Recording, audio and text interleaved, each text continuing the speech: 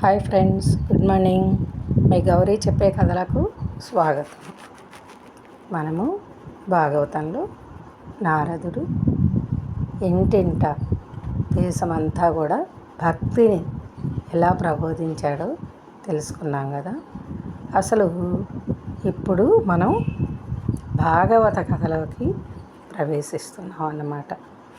ఇక్కడి నుంచి మనం భాగవతం చక్కగా చెప్పుకున్నాం.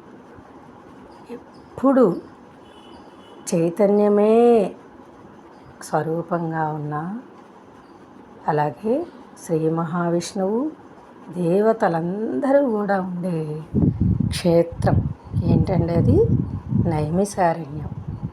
నైమిసారణ్యంలో శౌనకుడు, మహర్షులు అందరూ కూడా స్వర్గలోకంలో గానం చేయబడేవాడు, భక్తులందరి చేత సదా ధ్యానించబడేవాడు అయిన మహావిష్ణువును కలుసుకోవాలనే కోరికతో ఈ నైమిసారణ్యంలో దేవతలంతా కూడా ఉన్న క్షేత్రంలో సత్రయాగం చేయాలి అని 1000 సంవత్సరాలు చేసే ఈ సత్రయాగాన్ని సంకల్పించారంట. ఒకనాడు ఆ మునులంతా కూడా ప్రాతకాలంలో మరి యాగాన్ని నిర్వర్తించి ఆ తర్వాత సూత మహర్షిని చూడాలని ఆయన దగ్గరికి వెళ్ళి ఆయన్ని గౌరవించి మర్యాదగా ఆసనం మీద కూర్చోబెట్టి భక్తితో మాట్లాడడం మొదలుపెట్టారట. అయితే అడగడం కూడా చూడండి, ఎంత మర్యాదగా, ఎంత భక్తిగా. ఓ పుణ్యాత్మ, మీరు ఇతిహాస పురాణాలు ధర్మశాస్త్రాలన్నిటినీ అధ్యయనం చేయడమే కాకుండా వాటికి వ్యాఖ్యానం కూడా చేశారు కదా. వేదాంగవేత్తల్లో శ్రేష్ఠుడైన వేదవ్యాస మహర్షి యొక్క అనుగ్రహంతో మీకు అన్ని విషయాలు తెలుసు. అన్ని గ్రంథాలకు కూడా సారమైంది, మానవులందరికీ మేలు కలిగించేది అయిన విషయం ఏంటో దయచేసి నిశ్చయించుకొని దానిని మాకు బోధించండి. ఎందుకంటే భ్రూయః స్నిగ్ధస్య శిష్యస్య గురవో గుహ్యమప్యుత. భక్తిగల శిష్యునిపై ప్రేమతో గురువులు రహస్యమైన విషయాన్ని కూడా తప్పకుండా చెప్తారు కదా. ఈ కలియుగంలో దాదాపు మనుష్యులందరూ కూడా సోమరిపోతులై, అల్పాయుద్ధాయం కలవారై, మందబుద్ధి మరియు అల్పభాగ్యం కలవారై, ఇంకా రోగాలు మొదలైన బాధలతో పీడించబడుతూ ఉంటారు. వేదశాస్త్రాలు కర్మలను విస్తృతంగా బోధిస్తున్నాయి కదా. వాటిలో ఒక్క భాగాన్ని వినడం కూడా కష్టమే కనుక వాటి సారాన్ని మీ బుద్ధి బలంతో చిలికి పైకి తీసి మాకు బోధించండి అని అడిగారట. బ్రూహి భద్రాయ భూతానాం ఏనాత్మా సుప్రసేదతి. దేనివల్ల లోకులకు మేలు జరుగుతుందో, దేనితో మా అంతఃకరణ తృప్తి చెందుతుందో ఆ విషయాన్ని కూడా తెలపండి మాకు. సూత మహర్షి, నీకన్నీ తెలుసు. దేవక్యాం వసుదేవస్య జాతో యస్య చికీర్షయా. మరి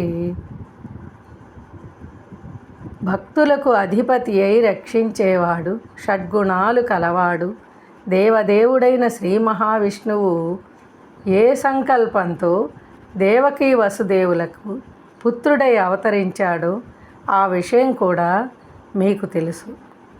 ఓ మహర్షి, దానిని మేము వినాలనుకుంటున్నాము. దయచేసి మాకు వర్ణించి చెప్పు. పరమేశ్వరుడి అవతారం జీవుల మేలు కోసమే జరుగుతూ ఉంటుంది. భయంకరమైన సంసారంలో నిస్సహాయుడై ఉన్న జీవుడు ఆ పరమేశ్వరుడి నామాన్ని ఉచ్చరించటంతోనే ఆ భయం వాడిని విడిచి పారిపోతుంది.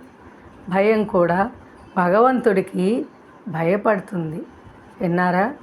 భయం అంటే ఏంటి అని కొంతమంది అడుగుతారు. అమ్మో భయంగా ఉంది అని కొంతమంది అంటారు. ఆ భయం కూడా భగవంతుడిని చూసి భయపడుతుందిట. మరి భగవంతుడి పాదాలను ఆశ్రయించి మనస్సును నిగ్రహించి ఉన్న మహర్షులు సన్నిధిలో జీవుడు వెంటనే పవిత్రుడైపోతాడు. గొప్పదైన గంగాజలం కూడా మనము తాగిన కొంతసేపు అయిన తరువాతే మనల్ని పవిత్రుల్ని చేస్తుంది. కానీ సజ్జన సాంగత్యం వెంటనే పవిత్రుణ్ణి చేస్తుంది.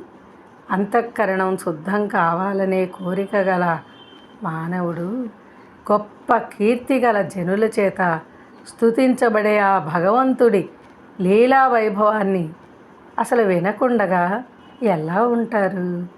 ఆయన గుణగానం కలిదోషాలను వెంటనే పోగొడుతుంది. ఆ భగవంతుడి యొక్క అవతార విశేషాలను విద్వాంసులు ఎప్పుడూ కీర్తిస్తూ ఉంటారు.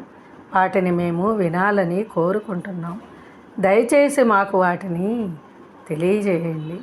భగవంతుడు తన మాయాశక్తితో స్వతంత్రుడై అవతారాలను ధరిస్తూ ఉంటాడు కదా. ఆ అవతార విశేషాలను మాకు తెలియజేయండి. శ్రీహరి యొక్క అవతార లీలలను వినే విషయంలో అసలు మాకు తృప్తి కలగటం లేదు. ఎందుకంటే భగవదావతారాలను గురించి వినే రసజ్ఞులైన వారికి ప్రతి పదంలోనూ కూడా తీయని పదార్థాల కంటే కూడా మాధుర్యం ఉంటుంది కదా. శ్రీ మహావిష్ణువు లీలా మానుష విగ్రహుడై రహస్యంగా ఉంటూ బలరాముడితో కలిసి మానవులకు సాధ్యం కాని పనులను చేశాడు. మేము కలియుగం వచ్చిందని తెలుసుకొని భయపడి మహావిష్ణు క్షేత్రమైన ఈ నైమిసారణ్యంలో దీర్ఘసత్రయాగాన్ని చేయాలని కూర్చున్నాము. సూత మహర్షి, మా పుణ్యం పండి మీ దర్శనం లభించింది. మాకు భగవంతుడి కథలను వినే అవకాశం దొరికింది. మానవుల హృదయం యొక్క పవిత్రతను మరియు శక్తిని హరించే ఈ కలిని దాటడం చాలా కష్టమైన పని కదా. ఈ కలిని దాటాలన్న కోరిక గల మాకు భగవంతుడు సముద్రాన్ని దాటగోరే వారికి పడవ నడిపేవాడు కనిపించినట్లుగా నిన్ను చూపించాడు. యోగేశ్వరుడు, బ్రహ్మవేత్తలలో శ్రేష్ఠుడు, ధర్మాన్ని కవచంలాగా రక్షించేవాడు అయిన శ్రీకృష్ణుడు అవతారాన్ని చాలించి తన స్వస్వరూపాన్ని పొంది ఇప్పుడు ధర్మం ఎవరిని ఆశ్రయించి ఉంది, ఈ విషయాలన్నిటినీ మాకు తెలియచేయి అని శౌనకాది మహర్షులు సూత మహర్షిని ప్రార్థించారట. మరి శౌనకాదులు ప్రశ్నను బట్టి శ్రీకృష్ణుడు అప్పటికే తన అవతారాల్ని చాలించాడని మనకి అర్థమైపోతుంది కదా. అక్కడతో మనం ఏంటంటే ఇవాళ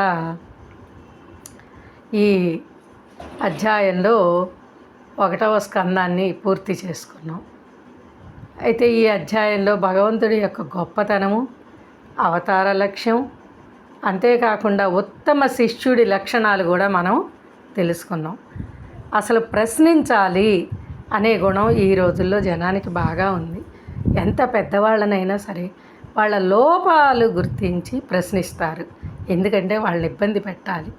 కానీ ఉత్తమ శిష్యుడి లక్షణాల గురించి మనం తెలుసుకున్నాం.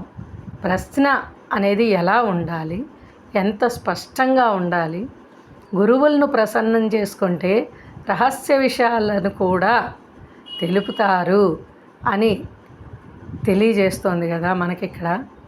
మరి ఇవాళ చక్కగా ఇందులో 1వ అధ్యాయాన్ని మనం కంప్లీట్ చేసుకున్నాము.